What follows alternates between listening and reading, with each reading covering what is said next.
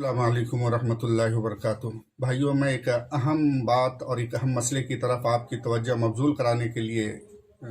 میں حاضر ہوا ہوں، اور وہ اہم بات اور اہم مسئلہ یہ ہے کہ آپ کو معلوم ہے کہ ہمارے ملک کے اندر اس وقت سینکڑوں کی تعداد میں نہیں بلکہ ہزاروں کی تعداد میں بے قصور مسلم نوجوان قید و بند کی صعوبتیں برداشت کر رہے ہیں۔ رمضان المبارک کے اس پاک مہینے کے اندر جب آپ مختلف طرح کی عبادتیں، بدنی عبادت ہوں، چاہے زبانی عبادتیں ہوں، چاہے وہ مالی عبادت ہو، مالی عبادتوں کی شکل میں بھی صدقات اور خیرات کی کثرت پوری امت مسلمہ کرتی ہے۔ ایسے موقع پر امت مسلمہ کو چاہیے کہ جہاں پر وہ زکوٰۃ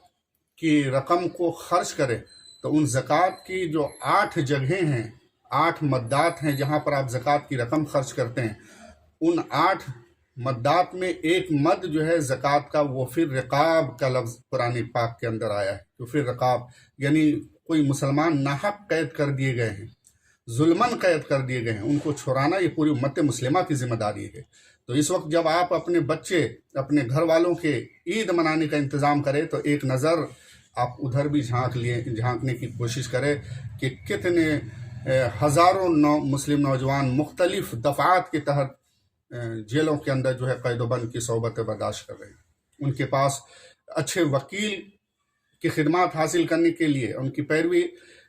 حاصل کرنے کے لیے ان کے پاس فنڈ نہیں ہے، ان کے پاس پیسے نہیں ہیں۔ آپ زکوٰۃ کی مدد سے، صدقات کی مدد سے جو ہے آپ ان کی مدد کر سکتے ہیں۔ تو ایک رقم جو ہے آپ کو زکوٰۃ کی ایک رقم ان کے لیے بھی جو ہے خاص کرنا چاہیے۔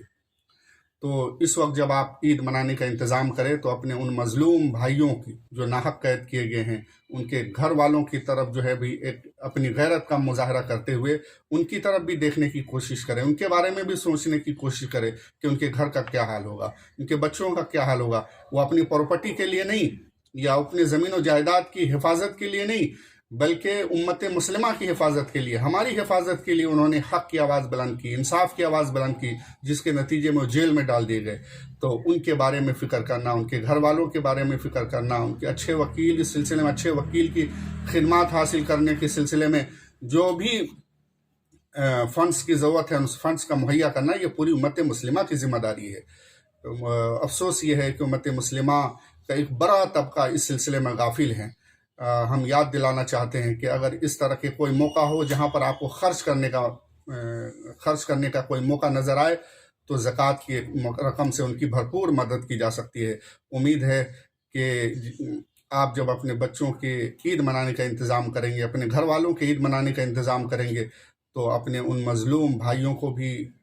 یاد کرنے کی کوشش کریں گے۔ اللہ تعالیٰ ان مظلوم نوجوانوں کی حفاظت فرمائے اور باعزت رہائی کے لیے اللہ تعالیٰ، باعزت رہائی کے اسباب اللہ تعالیٰ پیدا فرما دے۔ السلام علیکم ورحمۃ اللہ وبرکاتہ۔